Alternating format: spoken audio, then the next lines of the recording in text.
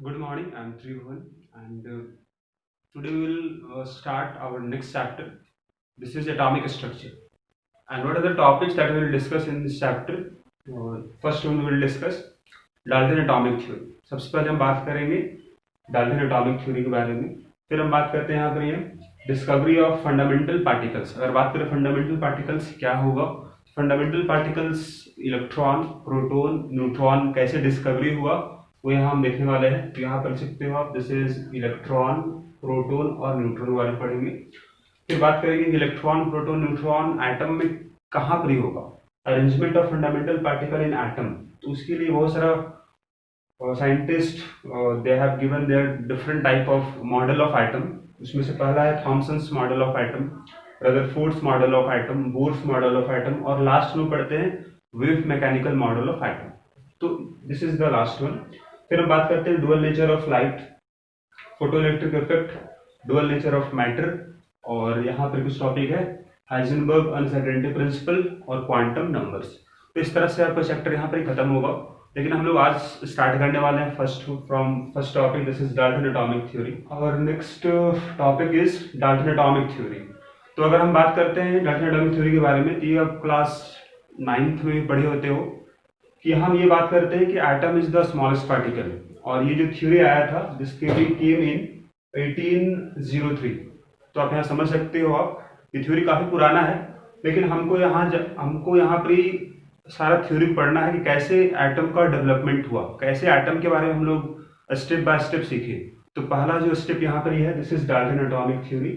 और यहाँ एटम के बारे में कुछ बताया गया, वो सारा पॉइंट हम लोग को देखना है. इसमें पहला पॉइंट होगा, first point is atom is the smallest particle of an element which can't be further सब डिवाइडेड. यहाँ ये बोला गया पहला पॉइंट कि एटम जो होगा वो सबसे छोटा पार्टिकल होगा किसी भी एलिमेंट का. जैसे hydrogen, helium, lithium, beryllium, boron, ये सारा एलिमेंट है. तो हर एक का सबसे छोटा पार्टिकल जो होगा उसको बोला गया एटम. और उसको आप फर्दर उसको डिवाइड नहीं कर सकते हो. ये बात बोला गया कब, 1803 में. उस समय ये हम लोग को मालूम नहीं था कि एटम के अंदर इलेक्ट्रॉन भी होता है, प्रोटॉन भी, न्यूट्रॉन भी. वो हम बाद में पढ़ते हैं इसका डिस्कवरी के बारे में. बाद में डिस्कवरी उसका हुआ, लेकिन बाद भी होगा, तो हम पढ़ेंगे बाद में. अभी के लिए हम ये जानते हैं according to Dalton atomic theory कि atom is the smallest particle. Second point होगा atoms of same element are similar but different from atoms of different element. मतलब अगर हम बात करें एलिमेंट हाइड्रोजन का, तो हाइड्रोजन का सारा एटम एक जैसा होगा, सबका सेम मास होगा, सब में same number of electron, proton, neutron सारा होगा. उसी तरह से ऑक्सीजन का भी अगर कोई एटम ले हम, तो सारे एटम सेम टाइप का होगा. उसी तरह से हाइड्रोजन और ऑक्सीजन का एटम भी अलग अलग होगा. तो यहाँ बोला गया atom of same element are similar but atoms of different element will be different. ये तो बात हो गई. बात करते हैं थर्ड पॉइंट का, atoms of different element will combine in simple ratio and form compound. Atoms of different element, जैसे एग्जांपल अगर देखो तो हाइड्रोजन ऑक्सीजन कंबाइन करेगा, दे विल फॉर्म, जैसे hydrogen plus oxygen they will combine to form H2O. This is the compound. ये compound यहाँ बन रहा है, और यहाँ पर सिंपल रेशियो देखो आप, हाइड्रोजन और ऑक्सीजन कंबाइन हुआ है 2:1 का रेशियो में है. तो यहाँ यही बोला गया कि atom of different element combine करेगा टू फॉर्म कंपाउंड. और कंबाइन किस तरह से होगा, तो सिंपल रेशियो में होगा. अब बात करते हैं फोर्थ पॉइंट का, एटम्स का neither be created nor be destroyed. यहाँ ये भी बोला गया कि एटम को नहीं आप डिस्ट्रॉय कर सकते हो, नहीं क्रिएट कर सकते हो. लेकिन समय के साथ डेवलपमेंट हुआ साइंस में, और ये सारा पॉइंट जो हम पढ़ रहे हैं यहाँ पर, हम लोग जैसे पहला point atom is the smallest particle, ये पॉइंट भी बाद में जाके हम बोल सकते हैं ये सही नहीं रहा, क्योंकि बिकॉज ऑफ कि एटम के अंदर भी इलेक्ट्रॉन, प्रोटॉन, न्यूट्रॉन भी डिस्कवरी हुआ बाद में. Atom of same element are similar, ये बोला गया सिमिलर, लेकिन ये बात भी बाद में जाके बिकॉज ऑफ आइसोटोप का डिस्कवरी हुआ. आइसोटोप हम उसको बोलते हैं जो एटम तो सेम एलिमेंट का होगा लेकिन मास अलग अलग होगा. कार्बन का आइसोटोप अगर बात करते हैं तो कार्बन का आइसोटोप C12 भी होता है, C13, C14. तो सब कार्बन का ही एटम है, लेकिन सबका मास अलग अलग है. तो because of discovery of isotopes second point भी इसका फेल हो गया बाद में जाके. मतलब थर्ड पॉइंट का, atoms of different element will combine simple ratio में कंबाइन करता है, लेकिन बाद में जाके डिस्कवरी हुआ नॉन स्टाइकोमेट्रिक कंपाउंड का। वहाँ ये देखा गया कि आइटम जो कंबाइन हो रहा था वो सिंपल रेशियो तो इसमें है, लेकिन कुछ कंपाउंड ऐसा भी डिस्कवरी हुआ बाद में जहाँ सिंपल रेशियो नहीं था। तो इस बात को हम हर जगह नहीं बता सकते हैं, तो ये पॉइंट भी इसका यहाँ फेल होता है बाद में। फिर बात करते हैं फोर्थ पॉइंट का, एटम का neither be created nor be destroyed. लेकिन ये बात भी बाद में जाके फेल हुआ, क्योंकि बाद में हम लोग पढ़े रेडियो एक्टिविटी के बारे में, जिसकी मदद से एटम को क्रिएट किया जा सकता है, एटम को डिस्ट्रॉय किया जा सकता है। तो ये सारा पॉइंट को डिसरिगार्ड किया गया। तो उसको हम देखते हैं आखिर क्यों डिसरिगार्ड किया गया सारा पॉइंट को, हम उसको भी हम कॉपी करते हैं वन बाय वन। तो नेक्स्ट हम बात कर लेते हैं कि जो भी पॉइंट अब बताया गया अपन डाटा एटॉमिक थ्योरी को, सारा पॉइंट को डिसरिगार्ड किया गया, सारा पॉइंट उसका फेल हो गया समय के साथ। वो क्यों फेल हुआ, तो यहाँ रीजन लिखा हुआ है, यहाँ लिख सकते हो आप, ऑल द पॉइंट्स ऑफ डाटा atomic theory are disregarded because of, पहला पॉइंट यहाँ पर है, atoms can be divided into electron, proton, neutron. Second point है, atoms of same element can be different हो सकता है because of existence of isotopes. जैसे यहाँ देखो आप, ऑक्सीजन का आइसोटोप है, सबका मास अलग अलग है, भले सब ऑक्सीजन ही है लेकिन मास अलग अलग है। कार्बन का आइसोटोप यहाँ देखो लिया गया है, कार्बन ही है लेकिन मास अलग अलग है। फिर बात किया गया थर्ड पॉइंट यहाँ पर कि कंपाउंड में हमेशा सिंपल रेशियो ही कंबाइन नहीं करेगा। यहाँ पर रेशियो आप देख सकते हो आयरन और ऑक्सीजन का, this is not a simple ratio. Iron अगर 0.93 है तो ये 1 है, this is not a simple ratio. तो ऐसा कंपाउंड एग्जिस्ट करता है of existence of this compounds. ये बोला गया कि डाल्टन एटॉमिक थ्योरी का थर्ड पॉइंट जो था वो फेल हो गया। वहां ये बोला गया था कि atoms of different element combine करेगा सिंपल रेशियो में टू फॉर्म कंपाउंड, लेकिन यहाँ सिंपल रेशियो नहीं दिख रहा है। फिर बात किया गया फोर्थ पॉइंट, वहां बोला गया atom can neither be created nor be destroyed, लेकिन एटम को क्रिएट किया जा सकता है। वो पढ़ते भी हम लोग हैं, चैप्टर होता है रेडियो एक्टिविटी। तो दे कैन बी क्रिएटेड और destroyed with the help of artificial radio activity. अब हम बात करते हैं next one, discovery of fundamental particles. Discuss discovery of cathode raise. Cathode rays का मतलब यहाँ पर इलेक्ट्रॉन से है, नेगेटिवली चार्ज पार्टिकल से है। और यहाँ इसके लिए एक एक्सपेरिमेंट किया गया, this is discharge tube experiment. ये जो ग्लास ट्यूब है इसको बोला गया डिस्चार्ज ट्यूब। यहाँ पर ये एनोड पॉजिटिव एक मेटल प्लेट है, कैथोड यहाँ नेगेटिव प्लेट होगा, और उसको कनेक्ट किया गया बैटरी से which is very high voltage, 10 to the power 4 volt या उससे ज्यादा वोल्टेज होगा। और यहाँ जो गैस होगा, गैस का प्रेशर बहुत ही कम होगा, 10 to the power -4 atmosphere. Normal जो प्रेशर होता है आपका एटमॉस्फेयर का, दैट इज 1 एटमॉस्फेयर, लेकिन यहाँ देखो आप, यहाँ प्रेशर बहुत ही कम होगा, 10 to the power -4 एटमॉस्फेयर होगा। तब यहाँ पर क्या होता है, जब प्रेशर यहाँ बहुत कम रखा गया और वोल्टेज बहुत ज्यादा रखा गया, तब यहाँ पर ये गैस जो था, गैस विल आयोनाइज, गैस जो होगा आयंस में क्रिएट बन जाएगा, गैस जो होगा आयंस में कन्वर्ट हो जाएगा। जैसे एग्जांपल यहाँ देखो आप, अगर हाइड्रोजन गैस होगा it will form H+ ion by losing electron, oxygen अगर गैस होगा it will form plus by losing electron, nitrogen gas will form N+ by losing electron. तो इस तरह से जब वोल्टेज बहुत ज्यादा अप्लाई किया गया, प्रेशर बहुत कम था, उस समय गैस आयोनाइज होता है। Because of ionisation of gas यहाँ फॉर्मेशन हो जाएगा नेगेटिव पार्टिकल्स का, this are negatively charged particles. इसको बाद में बोला गया इलेक्ट्रॉन, लेकिन अभी यहाँ पर ये बोला गया दे आर कैथोड रेज, क्योंकि कैथोड से एनोड की तरफ ये मूव कर रहा था। क्योंकि चार्ज नेगेटिव अगर इसका होगा तो यहाँ देख सकते हो आप कि नेगेटिव पार्टिकल जो होगा वो पॉजिटिव की तरफ अट्रैक्ट होगा, मतलब पार्टिकल्स जो है वो पॉजिटिव टर्मिनल की तरफ मूव करेगा।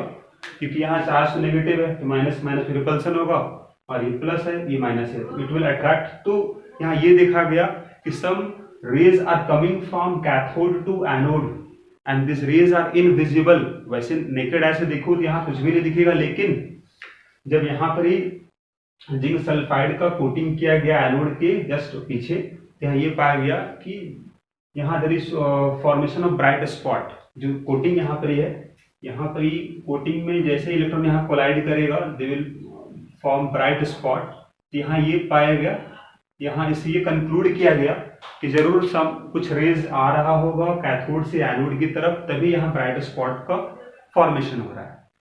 तो ये तो बात हुई यहाँ पर इस एक्सपेरिमेंट के बारे में। अब हम यहाँ बात करें, देखो यहाँ पे एक्सपेरिमेंट जो हुआ है Julius Plummer was a scientist.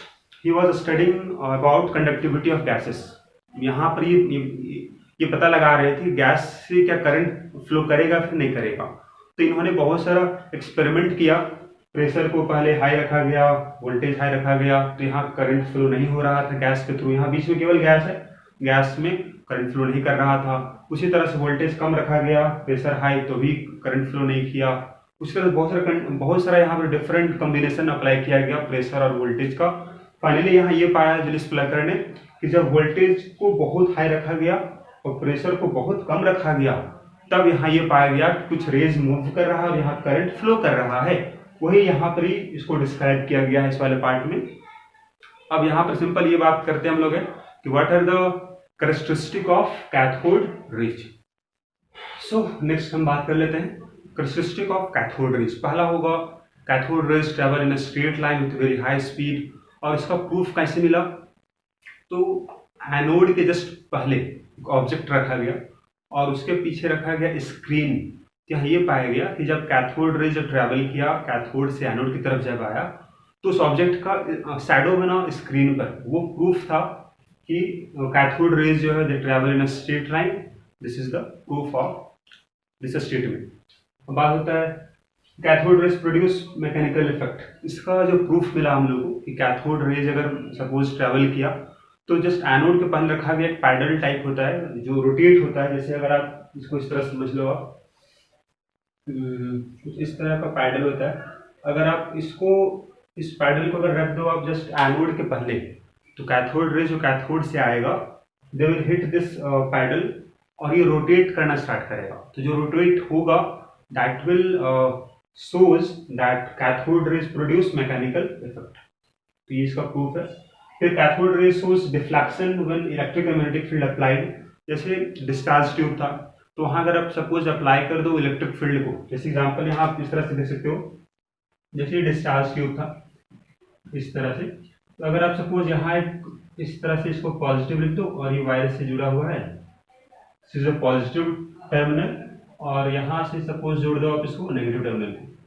तो हम ये पाते हैं इस वाले पार्ट में कि कैथोड रे सपोज ये कैथोड है, ये एनोड है, और सपोज अगर पहले अगर प्लस माइनस प्लेट अगर यहाँ नहीं लगाया हुआ होता तो they will travel in a straight line. लेकिन जब इसको आप अप्लाई कर दोगे प्लस माइनस को, तो यहाँ ये देखा जाएगा कि कैथोड रेज जो है they will deflect towards positive terminal. अब इसका पाथ जो होगा, इसका पाथ स्ट्रेट नहीं होगा बल्कि वो डिफ्लेक्ट कर जाएगा कुछ इस तरह से। तो ये शो करता है that cathode rays are negatively charged. अब बात करते हैं कैथोड रेज क्रिएट फ्लोरेसेंस। ये भी हम बात कर चुके हैं कि आप एनोड के पीछे जो कोटिंग किए थे जिंक सल्फाइड का, तो वहां जब कैथोड रेज हिट कर रहा था तो they will create bright spot, that is known as fluorescence. वही यहाँ लिखा गया है create fluorescence. Cathode rays penetrate through thin sheet of aluminium. अगर आप थिन शीट रखते हो एल्यूमिनियम का उसके पाथ में, तो उसको पेनेट्रेट कर जाएगा, उसको पास कर जाएगा। तो ये because of very high velocity बोल सकते हैं हम लोग। Cathode rays affect photographic film. Photographic film अगर बात करते हैं तो इसको अफेक्ट करेगा, मतलब इसको डैमेज कर देगा।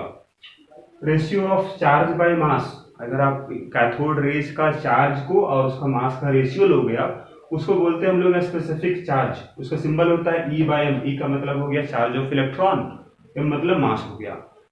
तो ये पाया गया कि चाहे यहाँ पर आप कोई भी गैस ले लो, आप डिस्चार्ज ट्यूब में हाइड्रोजन गैस हो, ऑक्सीजन गैस हो, नाइट्रोजन गैस हो, कोई भी गैस लो, तो ये पाया गया कि हर एक गैस के लिए जब देखा गया स्पेसिफिक चार्ज का वैल्यू, मतलब charge of cathode ray by mass उसका लिया गया, उसका वैल्यू सेम पाया गया। It do not depend on gas. कौन से गैस लोगे, अगर गैस बदल भी दोगे डिस्चार्ज ट्यूब में तो भी स्पेसिफिक चार्ज का वैल्यू सेम ही रहेगा। वही यहाँ बोला गया for all cathode rays irrespective of the gas used in tube. और इसका वैल्यू क्या पाया गया experimentally? Specific charge of electron जो मिला, this is 1.76 10 to the power 11 coulomb per kg. अगर हम बात करते हैं what is charge of electron, तो this is charge of electron मालूम है हम लोग को 1.6 10 to the power -19 कूलम है। What is mass of electron, तो मास ऑफ इलेक्ट्रॉन भी मालूम है, this is 9.1 10 to the power -31 kg। तो कुछ इस तरह के आपके पास, जब इस दोनों को डिवाइड करते हो आप तो वैल्यू कितना आएगा 1.76 × 10⁻11 कूलम पर केजी। ये कूलम में केजी में है, तो इसका वैल्यू सेम ही रहेगा। यहाँ कोई भी गैस ले लो, क्योंकि हर एक गैस में इलेक्ट्रॉन ही तो बाहर आएगा। अभी हम बताया इसके बारे में। जैसे अगर आप यहाँ इस तरह देख सकते हो कि अगर हाइड्रोजन गैस था, इससे बनेगा H+ और बनेगा इलेक्ट्रॉन। अगर ऑक्सीजन गैस भी लोगे आप O+ और इलेक्ट्रॉन, तो हर एक गैस में इलेक्ट्रॉन तो बनेगा, नेगेटिव पार्टिकल। इसी को तो बोलेंगे हम कैथोड रेज। तो हर एक कोई भी गैस लो आप, उसमें इलेक्ट्रॉन ही बाहर आएगा। मतलब हम ये बोल सकते हैं कि हर एक इलेक्ट्रॉन का मास तो सेम ही होगा, हर एक का चार्ज भी सेम ही होगा, चार्ज भी सेम ही होगा, इसका मतलब उसका रेशियो भी सेम ही होगा। तो ये बात हुई आपका लास्ट पॉइंट। यहाँ से हम ये भी बोल सकते हैं कि कैथोड रेज या बोलो आप electrons are fundamental particle of all substance. कोई भी सबस्टांस अगर ले लो आप, तो हर एक सबस्टांस में इलेक्ट्रॉन पाया जाएगा। This is the fundamental particle. So next हम डिस्कस कर लेते हैं डिस्कवरी ऑफ एनोड रेज या बोलो आप प्रोटॉन का। तो सेम एक्सपेरिमेंट हुआ जो हम पीछे बात किए थे अभी हम लोग। तो सेम एक्सपेरिमेंट किया गया 1886 में by Goldstein. This is experiment, this is done by Goldstein. He performed the same experiment in 1886 and he found that कि जिस तरह से वहां बात किया गया कैथोड रेज के बारे में, यहाँ बात किया गया एनोड रेज के बारे में। तो यहाँ बस डिफरेंस क्या था एक्सपेरिमेंटल सेटअप में? केवल डिफरेंस था कैथोड में। पहले वाले में नॉर्मल कैथोड था, लेकिन यहाँ पर कैथोड लिया गया परफोरेटेड कैथोड, मतलब कैथोड हैविंग स्मॉल होल्स। यहाँ कैथोड में छोटा छोटा होल्स था। और एनोड है तो anode this is positive, this is negative. तो जैसे यहाँ पे गैस लिया जाएगा वेरी लो प्रेशर पर, बैटरी वेरी हाई वोल्टेज होगा, सेम कंडीशन है। तो गैस जो होगा this will ionise to form H+ and electron, oxygen will ionise O+ and electron. कोई भी गैस ले लो आयोनाइज करेगा because of very high voltage. तो यहाँ जो पॉजिटिव आयंस बन रहा है they are known as anode rays, क्योंकि जो पॉजिटिव रेज, जो पॉजिटिव यहाँ पर पार्टिकल बन रहा होगा they will move from anode to cathode, क्योंकि चार्ज अगर प्लस है तो नेगेटिव की तरफ अट्रैक्ट होगा, तो नेगेटिव टर्मिनल तो ये होगा। यहाँ पर जो भी रेज बना होगा, सपोज अगर हाइड्रोजन ही है गैस लिया गया, तो H+ जो होगा they will move towards cathode. वो कहाँ से आएगा? एनोड से कैथोड की तरफ आएगा। तो यहाँ पर ये स्मॉल होल क्यों रखा गया? ताकि वो जो पार्टिकल्स होगा उसके थ्रू से पास हो सके। और इसके पीछे यहाँ पर देयर इज वही coating of, this is coating of zinc sulphide, this is zinc sulphide coating, जिसके मदद से हम ये पता लगाते हैं कि कुछ रेज आ रहा है कैथोड से एनोड की तरफ। अब यहाँ पर बात ये होगा कि पहले वाले केस में हम लोग परफोरेटेड एनोड नहीं लिए थे। कारण वहां पर ये था इलेक्ट्रॉन बहुत छोटा था, जो इलेक्ट्रॉन्स जो है वो इसके थ्रू से डिफ्लेक्ट होके, मतलब वो उसको पास कर जाएगा आसानी से। जो यहाँ पर एनोड का जो प्लेट था उसको पास करके वो जिंक सल्फाइड कोटिंग में दे कैन कोलाइड। लेकिन अगर पार्टिकल अगर बड़ा बड़ा होगा, जैसे ऑक्सीजन है, नाइट्रोजन है और डिफरेंट गैसेस होगा, उसका पार्टिकल काफी बड़ा है इलेक्ट्रॉन की तुलना में, तो बड़ा पार्टिकल जो होगा वो डिफ्लेक्ट नहीं कर पाएगा, वो मुड़ नहीं पाएगा। जैसे अगर आप लाइट का ही समझ लो, आप लाइट जो आ रही है बल्ब से, वो अगर आप सपोज ये मार्कर ही रखते हैं हम लोग है कि लाइट जो आ रही है वो बेंड आसानी से यहाँ पर हो जाती है इस ऑब्स्टेकल के थ्रू से, तभी तो यहाँ बिल्कुल हर तरफ से आप इसको देख पाते हो मार्कर को। उसी तरह से इलेक्ट्रॉन भी जो है वो भी बेंड कर जाएगा आसानी से ऑब्स्टेकल के अराउंड। इसीलिए हम लोग परफोरेटेड एनोड लेने की जरूरत वहां नहीं पड़ा था, लेकिन यहाँ पर ही परफोरेटेड कैथोड लेंगे हम, तभी ब्राइट स्पॉट का यहाँ पर फॉर्मेशन होता है। तो वो एक रीजन हो गया यहाँ पर क्यों लेते हैं परफोरेटेड कैथोड। अब यहाँ देखते हैं हम लोग कि पॉजिटिव पार्टिकल्स कहाँ से काम मूव करेगा? Anode to cathode, that's why they are known as anode rays. और साथ ही इसको हम लोग बोलते हैं कैनाल रेज भी, they are also known as anode rays तो बोलते हैं, साथ ही इसको बोलते हैं हम लोग they are known as canal rays, क्योंकि दे पास थ्रू कैनल्स। ये जो स्मॉल कैनल्स है उसके थ्रू से पास होगा, that's why they are also known as canal rays. Condition वही सारा कुछ है।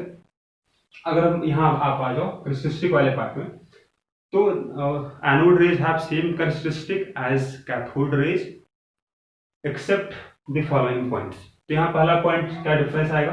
तो ये जो डिफ्लेक्ट करेगा towards negative plate of electric field. जैसे अगर आप डिस्चार्ज ट्यूब हम लोग लिए हुए हैं, यहाँ अगर अप्लाई कर दो आप पॉजिटिव टर्मिनल, यहाँ नेगेटिव टर्मिनल अप्लाई कर दो आप इलेक्ट्रिक फील्ड का, तो चूंकि प्लस चार्ज है तो plus will move towards negative terminal, इसलिए यहाँ लिखा गया है deflect towards negative plate. This shows that anode rays have positive charge. अगर वो डिफ्लेक्ट कर रहा है नेगेटिव प्लेट की तरफ, इसका मतलब क्या होगा, इसका क्या प्रूफ होगा, क्या आपको कंक्लूजन निकालना है कि जरूर एनोड रेज पे चार्ज क्या होगा, पॉजिटिव चार्ज होगा, तभी तो नेगेटिव प्लेट की तरफ मूव कर रहा है। नेक्स्ट होता है Q by M, charge by mass का रेशियो बोलते हैं स्पेसिफिक चार्ज। तो यहाँ पर ये देखा गया कि specific charge of anode rays वो हमेशा स्मॉलर होगा, वो हमेशा कम होगा than cathode rays. What is the reason? यहाँ आप समझ सकते हैं इस वाले पार्ट में, क्यों एनोड रेज का स्पेसिफिक चार्ज कम होता है कैथोड रेज से, क्योंकि मास देखो आप, चार्ज तो सेम ही होता है ना, चार्ज इलेक्ट्रॉन का चार्ज, प्रोटॉन का चार्ज, चार्ज तो मैग्नीट्यूड बराबर ही है, लेकिन मास में डिफरेंस है। इलेक्ट्रॉन का मास बहुत ही कम होता है, अगर मास बहुत ही कम होगा तो ये वैल्यू बहुत ही ज्यादा आ जाएगा इलेक्ट्रॉन के लिए या फिर कैथोड रे के लिए। लेकिन प्रोटॉन जो है उसका मास काफी ज्यादा है, या फिर उसके अलावा यहाँ देखो ऑक्सीजन आयन है, इसका भी मास बहुत ज्यादा होगा।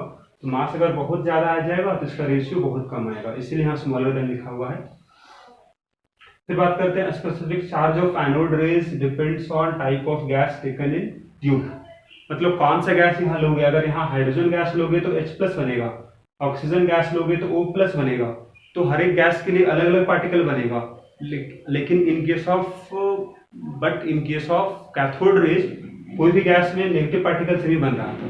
यही यहाँ पर बात है, आपका पॉइंट है आपके पास कि हर एक गैस के लिए यहाँ पर स्पेसिफिक चार्ज अलग अलग आएगा, क्योंकि हर एक का मास अलग अलग होगा। हाइड्रोजन का मास अलग है, ऑक्सीजन का मास अलग है, दैट्स वाई इसका वैल्यू जो है वो अलग अलग आएगा, और वो डिपेंड करेगा कौन सा गैस लिया गया है इस डिस्चार्ज ट्यूब में। This ratio, this specific charge is maximum for hydrogen.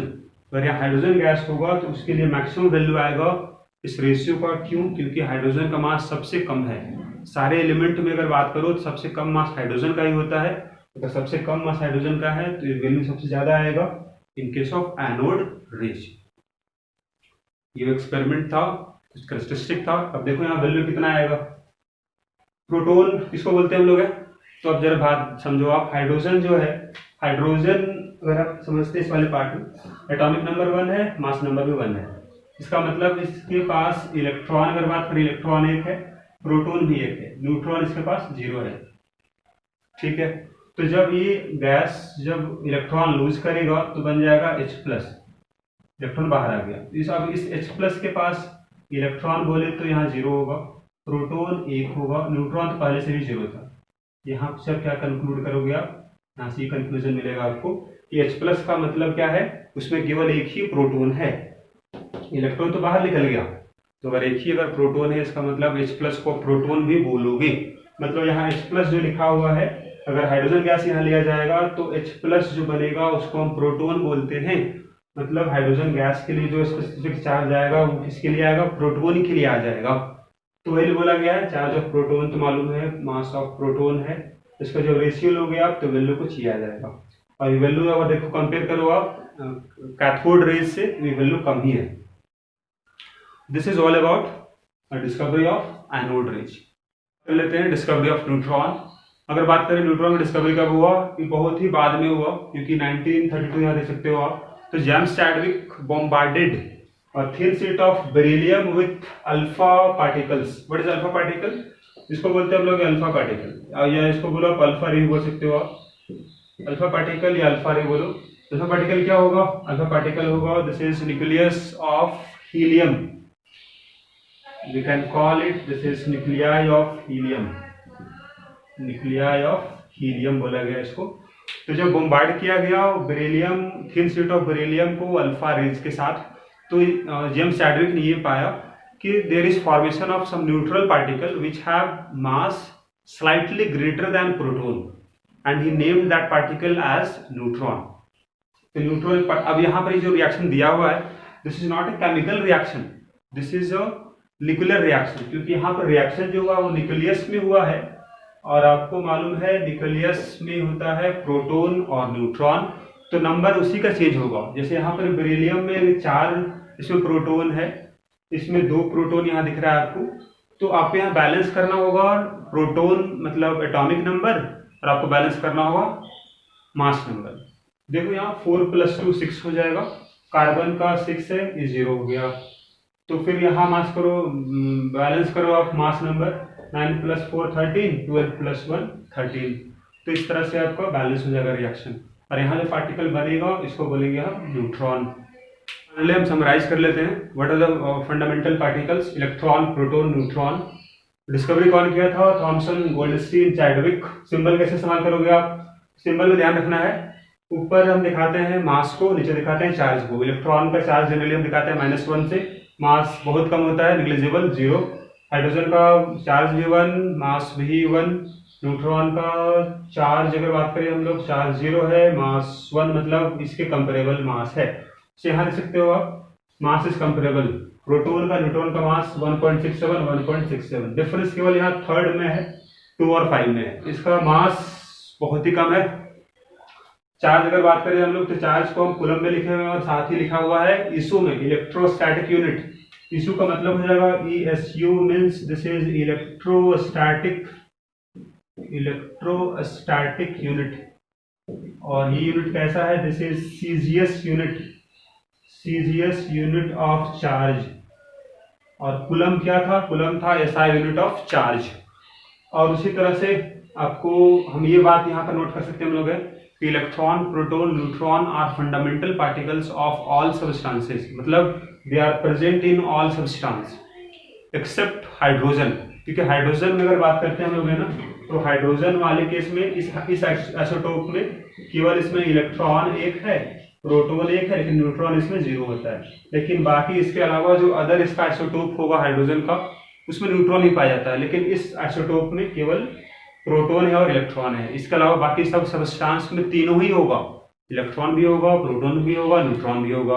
और इसके अलावा एक पार्टिकल होता है एटम में, जैसे positron, neutrino, anti neutrino, meson. लेकिन उसके बारे में हम लोग यहाँ पढ़ना नहीं है, बिकॉज हम लोग को बस सिलेबस में जो हम लोग पढ़ना है that is electron, proton, neutron, और उसका डिस्कवरी कैसे हुआ, उसका चार्ज क्या क्या होगा, मास क्या होगा। इतना इंफॉर्मेशन आपके लिए इम्पॉर्टेंट है।